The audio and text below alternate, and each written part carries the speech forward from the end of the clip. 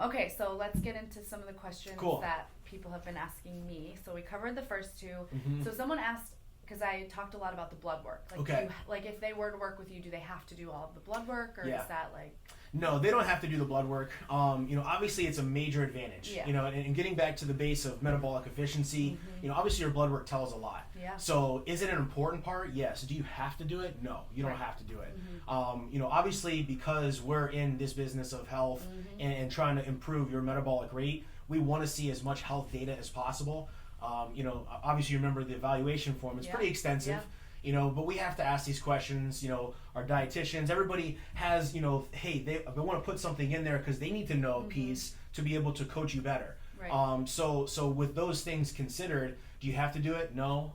Do we recommend it? Yes. But you can still move forward without it. Yeah, and I'll even say, like, to attest to that is when we were doing the call with Beth. Yes. She said, and we were going over all my vitamins and minerals and all of that. I think she said something, and correct me if I'm wrong. Okay. But about how people, they just start like taking all these supplements because they're told that they need to. Yeah. But actually, like, if you have too much of something, that could be bad for you also. Yep. But how do you know? How do you know? Unless you check. Yeah, it's we have it a lot, and and I kind of make fun and poke fun at the same time, but it's kind of true. Is we'll have a lot of clients that come in, they'll bring a huge bag of supplements to their first meeting with me. Slam it down on the desk here, and like, this is what I take, like, and proud I'm of going. it. They're proud of it, Right. which is great. And I'm glad that you're interested in micronutrients and supplements, which is good. But sometimes too much can be a bad thing. You could be depleting certain things and not knowing it. Right. Like an example, a very easy example to know is the relationship between zinc and copper. Well, that was like with me. Yeah. So obviously you want to make sure that there's a balance within your body with these things that you're taking, and obviously we highly recommend working with a dietitian to understand that level of micronutrient deficiencies, to be able to get there. So Come back. there you go. But yeah, I mean that's one specific example. But yeah, it is. We battle it all the time with the fitness media and the fitness marketing and the nutrition stuff that's out there, and there's all these quick fixes and diet plans and things like that, and what we kind of tell people is like, look, I want to be your filter to all of that information. Yes.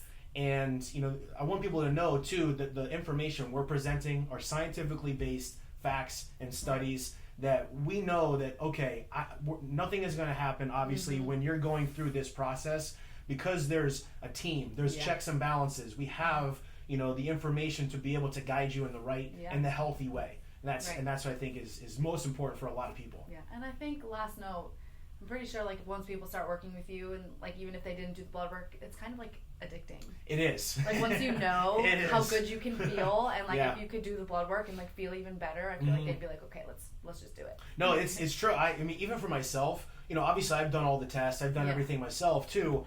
For me, I had a major deficiency in zinc and magnesium. Yeah. I choose to do powerlifting for my style of fitness, and those two, the zinc and magnesium, those two minerals are very depleted through heavy weight training.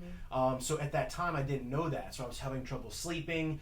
I was having muscle cramps, things of that nature. And again, this is just for me specifically. It's not necessarily saying everybody is this way. But that was one way, by integrating more foods that had these minerals in them, and then also obviously some additional supplements too, really helped me optimize myself. Yeah. And really once, because no one's perfect. No, like, no one's perfect. Go through all this stuff too. No one's perfect. And I do it every year too, to make sure that I'm running at the best rate that I can too.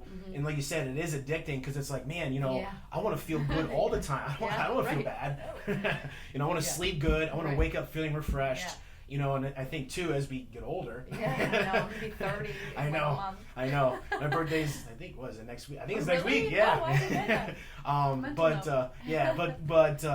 know. As we get older too, we want to feel better, and that's where really, what I believe, obviously, and this was my company, is I believe that we can really help people feel better and live a better, more productive life. Yeah. So. Awesome. Amen. Okay, so you're getting into the whole meal delivery service, which I've been sharing a lot about because I love them. Okay. Good. So people were asking if they could just order meals and not go through coaching. Yes, they can. So obviously, with these meals, the goal was to make sure that we have, proper, healthy, wholesome ingredients. Our dietitians are actually the ones that design these meals. Makes sense. Yeah, they're putting together these blends of foods and macronutrients and calories, and we're making sure that it's in a good, healthy, well-rounded base. And yes, you can eat, have these meals, order these meals without going through the coaching services. Right. Okay. So, and we do have a few people that are doing that now. Yeah. Yep. Okay. Got a lot of those questions. Good. Because they look amazing and they are They amazing. are good. They're really good. Okay, so we got that one. All right. So someone asked, what kind of workouts do you recommend? High intensity, low intensity, a mix of both, and what do you personally do? Well, that's a good question. Yeah. So what do I personally do? I like to compete in powerlifting. I am an adrenaline junkie. Yeah. I really enjoy the heavy, adrenaline, heavy weights and really pushing that. That's what I like to do. To the other side of that too, what is good for everybody, high intensity, low intensity, it really depends. Yeah. It depends on your lifestyle. It depends on your personality. It depends on maybe your coaching style.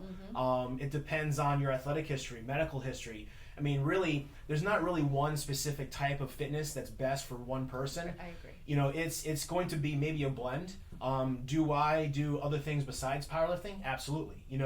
What we use when we're working with people via fitness is a process called periodization, where we're looking at blocks of time throughout the year, 6 months, whatever it may be, and we're doing a specific fitness strategy through those blocks of time. Obviously through those progressions too, it's kind of like a 3 steps forward, maybe 1 step back, 3 steps forward, 1 step back approach. So they're not necessarily straining their body with a high intensity style all the time, because it's really for a lot of people, it's unsustainable. Yeah. Whether family, kids, life comes into play, you may need to adjust that fitness strategy to reduce the amount of stress you have on your body, so you can make sure that your metabolism and health is running at an optimal rate. Yeah. Do I lift and max out with my powerlifting every single day? Right, Absolutely not. No, you can't. You can't. Your central nervous system plays a part, your hydration, your recovery time. So do I have days that are lighter? Yes. Do I have days that are more medium? Yes. Do I have like heavy max effort days? Yeah, I do. But you have to have a blend of all of those styles, or again, it would depend on the person and their abilities and health history to really find that specific niche that works for them. Yeah, I know. And I always say too, like, you have to enjoy it. Oh, at least for sure. a little bit. Like if you hate Zumba, don't do Zumba. Don't do Zumba, yeah. Like if you love running, run. Run, yeah. But like if walking on some days is better, let that be better. Like you have to, whatever gets you to do something, to move in some way, do that thing. Exactly, yep. No, that's 100%, yeah. Yeah. Yep. Let's see. What do you think about keto, intermittent fasting, and Whole30 types of diets? Aha, yes, diets, okay. How much time do we have? How much time? We got plenty of time. I got some time. I know, those are great programs for specific people. I think it really depends, again, on the person. It's really, to generalize saying something is good or something is bad is, I would say it's not very smart to do that. Right. Because I do have clients that are on keto. I do have clients that are IF, intermittent fasting. I do have clients that are, what was the other one? Whole30. Whole30, yeah. So we have a lot of different types of people on that. So really, again, I think I'm going to always come back to the personalization of how we do things, and really looking at that person's lifestyle and saying, hey, are there maybe even medical needs why this person needs to be at a higher fat content rate, right, and be more keto-ish or whatever, to have that style of living.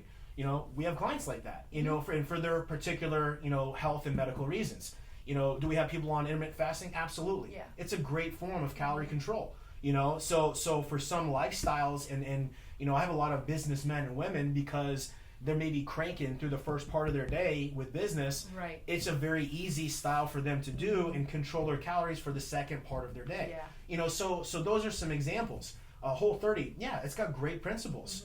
So that could apply to a certain demographic, a certain group of people here.